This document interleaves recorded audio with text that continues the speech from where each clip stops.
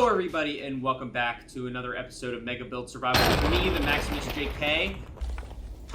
I've been busy in between episodes working on a Froglight Farm. I went to a mangrove swamp and got some of these frogs and bred them up. You basically make a platform in a basalt delta biome with some carts that go underneath, and you fill the area with powdered snow and frogs. This thing produces like an absolute monster, and I now have shulker boxes and shulker boxes of froglights. They are really cool, but I'm coming into a major problem. I have too many items. In our last episode, we started working on the Gothic Cathedral, which would be the new storage room and the main house of all the items in my world. The problem is I have so many items in this world and I need a way to sort and organize them. I think it's time to cut to the cathedral so I can show you some of the designs I've been working on. Back to the cathedral, and I've been doing some work in the inside of this building. I've shaved off some of these walls and have made them perfectly flush, although I'm about halfway. I've done these walls, but I still have to do this half.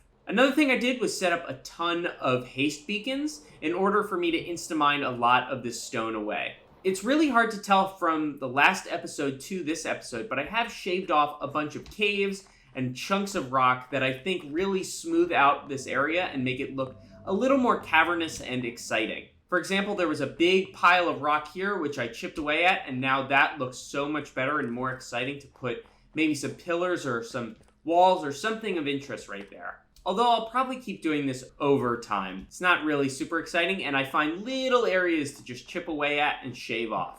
Like I said, this project will take months and months, so there is no rush to get anything done. But what I want to focus on right now is the upper areas of this castle. I think I'm going to start decorating this side of the cathedral, as I've really actually been enjoying this view of the cathedral and the scale that it comes with. But I think the first thing I want to do is detail out 2 or 3 arches right here that will kind of set the basis for the style of this cathedral.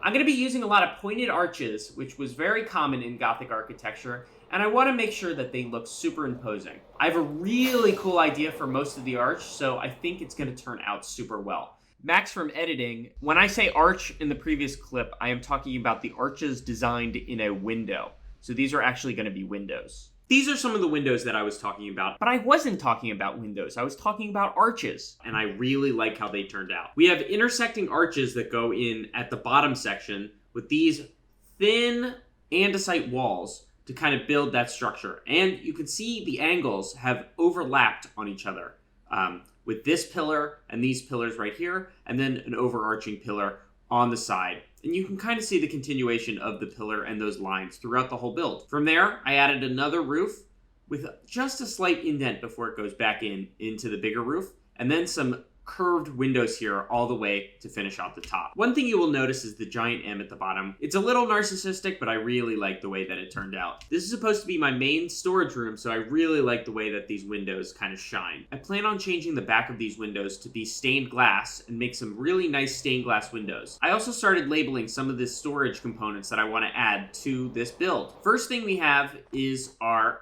multi-item sorter. I think I'm going to put it right up here, so you have to fly to it or somehow climb up to it. Then on the other side of the wall, the sign just comes in for my shulker box loading area. That's for anything we have in a ton of bulk and don't want to store in just item form. So this is going to be chests and chests of items and blocks that I need, not in shulker boxes, but I need a lot of storage of. Here is the potion brewer. On this kind of diagonal wall, I would like to have every potion in the game brewed. It's easier said than done just because there's a ton of ingredients to craft all the potions. I think that'll be a very, very exciting project for down the road. And finally, I'm trying to decide where to put the massive furnace array. Now, there's 2 other areas of the build that I want to address. We have this main wall here, and then on the opposite side, we have this big, it's kind of hard to see, we have this big flat component right here. Right now, I don't know what I want to do with those areas, but I feel like it's very, very special.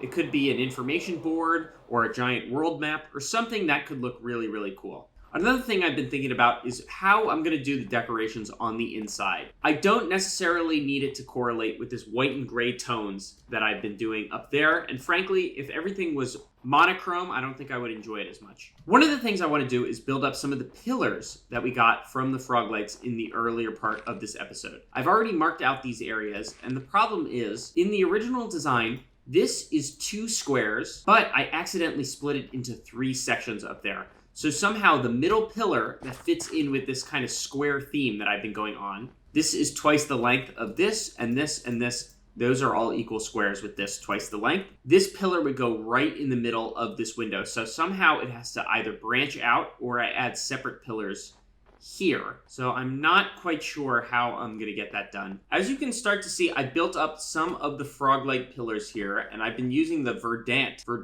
I don't know how it's pronounced. Verdant. The green Froglights to pillar up to as high as those obsidian blocks. So we have the Verdant Froglights in the middle, and I've decided to surround it in polished basalt and prismarine walls. But this is not done. I split these into sections of 13 sections high. They do have a Gothic design to them because you can see that pillars in Gothic architecture have these multi-ribbed pillars. So instead of it being one single pillar, it's actually 2 or 3 pillars that are combined into one bigger pillar. So this is what the pillar sections will look like. I think it will look really cool, especially once these things turn blue and oxidize over time. So coming over here, and we replace, this will be temporary, and we'll put real full beacons here in the future, but just with this extra detail, I should be able to hide the beacons and make it look really cool. Maybe? Actually, if we remove this block here, that one? Yeah. So this is the effect that I was talking about, is if we have the beacon beam going through these blocks right here, I think it'll look really cool and add some interesting and very special details. This was ill-advised. Yeah, I really like the way that this turned out, and I think, especially with a different colored beacon, and once these things turn blue, I think it'll look really nice. I'm happy with that. Unfortunately, there is a ton of pillars that I have to build up. I've mined out this sliver right here on the right-hand side, and I've started to put in schematics for the multi-item sorter. This is a design by Maizuma Games, and it is absolutely genius.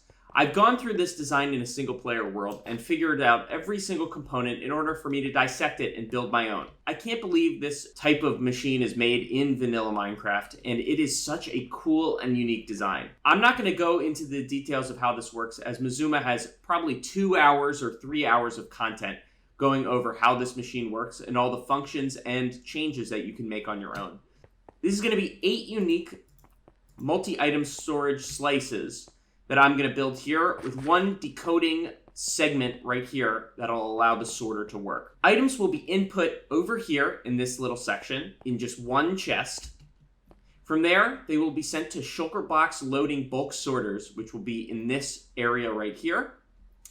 And then go to bulk item storage, which will not use Shulker boxes, right over in this section.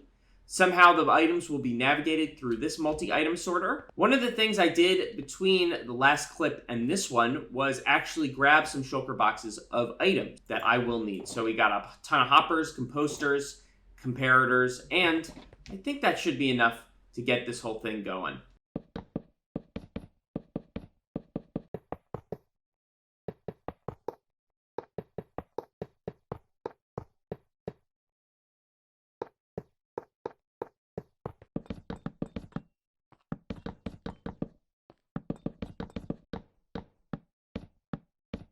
I built up the storage slices here, and it's looking pretty good. The next thing I want to build is the input system right here. The schematic is right here, and it looks very complicated. After this, I'm going to have to put in all the filters and set everything up to make sure it's not broken, and do a bunch of testing. So all these chests right here are going to have the item filters. This project never sleeps. I think in the end, having a multi-item sorter is going to be a massive improvement to the speed in which I can build in this game. A lot of times you're stuck into Shulker monster hell. So getting out of that and organizing my items, I think will be a massive quality of life improvement for the series. So let me work on this input system and do a bunch of testing, and then I'll be right back with you guys. Well, I severely underestimated how long that would take me. It took me 3 days of building and debugging this system in order to get it working. I also made additional changes like these indicator lights here and some other little circuits that I added to make sure the functionality of this thing exactly fit my needs. So I want to show you here how it works. I have all the test cases I can think of. It's one stack of items that I am sorting for, 16 snowballs that only stack to 16. This is a shear, which is an unstackable item and cannot be sorted. And then the copper is items that we are not sorting for.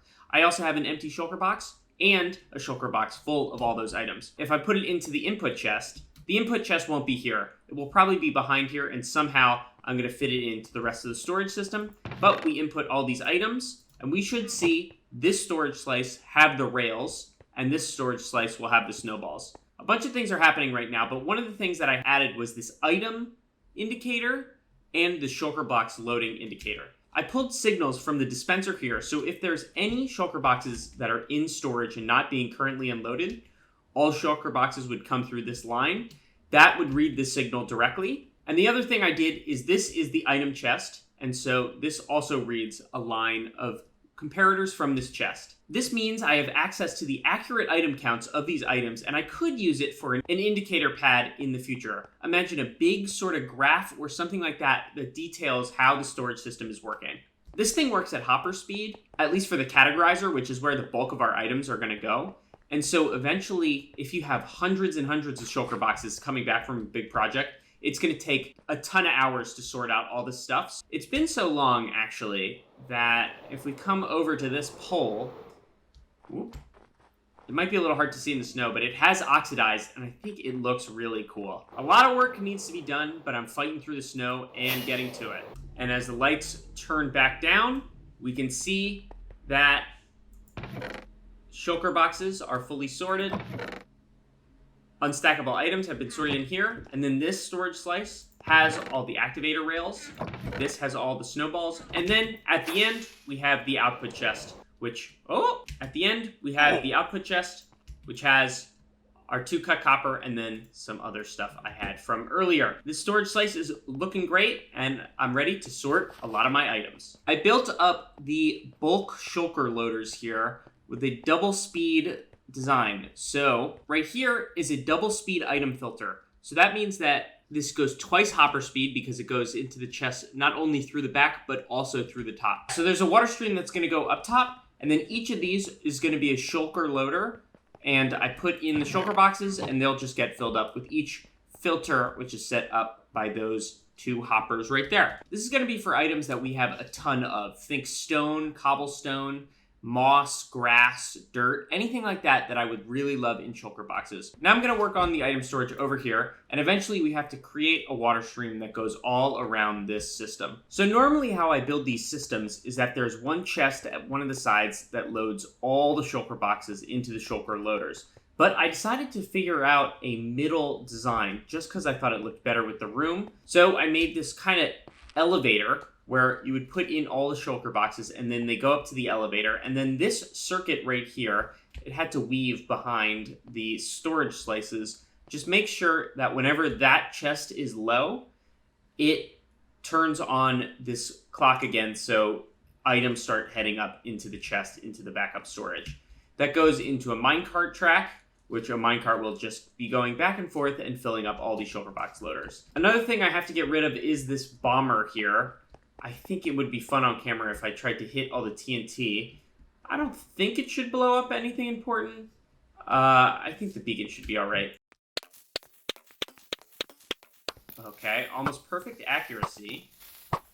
No!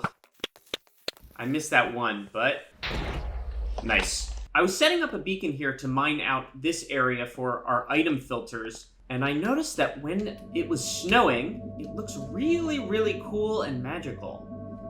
Whoa. I don't think I've ever seen this before.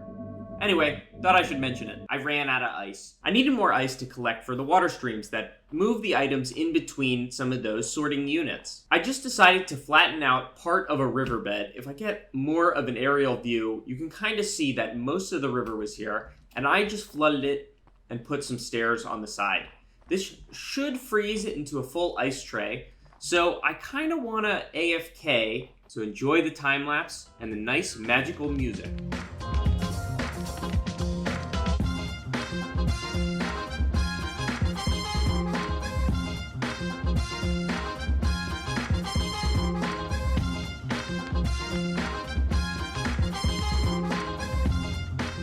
I built up this tiny little home here, and I put a portal inside just so we can have a connection to the nether. Over in that direction, you can see a tiny bit of a village where the old portal is, and this is where I originally got my villagers for the chateau. I got about a shulker box full of ice from that one harvest, and I can say that with that, we can easily convert it. I'm going to collect a little more packed ice here and head back to the storage room. The problem with large-scale redstone projects like this is that it's very difficult to debug issues when they appear. I've been losing items in the system and I have not been able to figure out why. I've been debugging for multiple hours at this point and I eventually was able to find out the issue. One block was missing in this water stream and it was getting caught on the side there. I am so frustrated. But with that, I can say that we are officially ready to do a large-scale, full-on implementation of this system. The thing I want to do is collect all the items from around this world and bring it into this system. This is a day I've been waiting months for.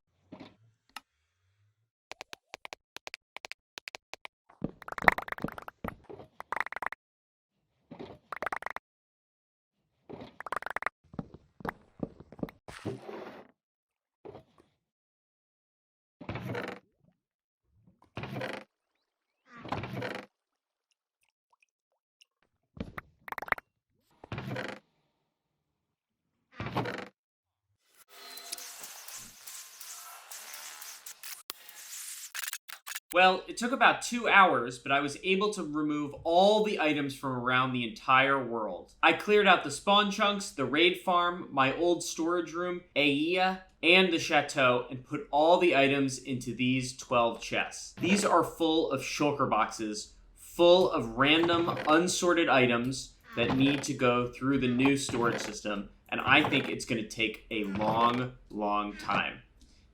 It doesn't look like much, but in this chest is capacity for 1.1 million items, and I'm ready to sort these things at hopper speed. If a creeper comes here and blows up these chests, I lose everything. What I want to do is start a timer on my phone just to see how long it'll take to sort all these items. I think it'll be pretty interesting as a result.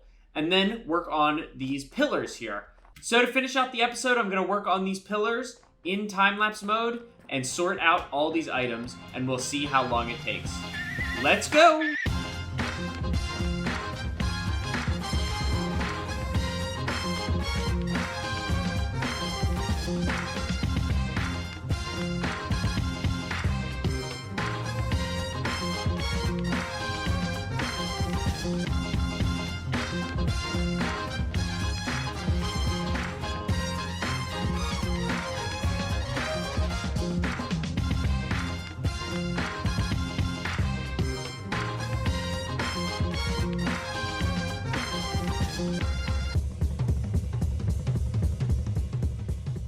$145 hours, 55 minutes, and 42 seconds.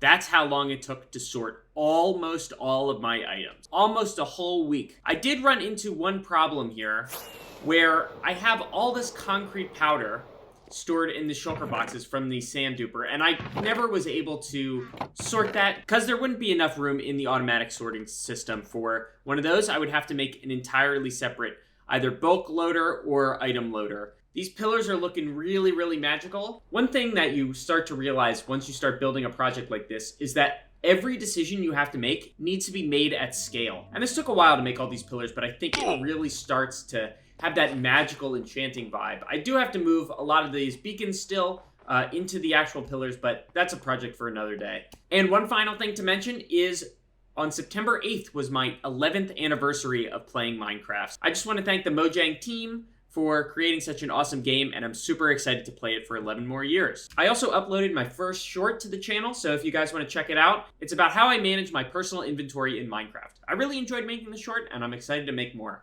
With that, Blizzard, I think I'm going to call it. Thanks everyone for being here, and have a good one. Bye-bye.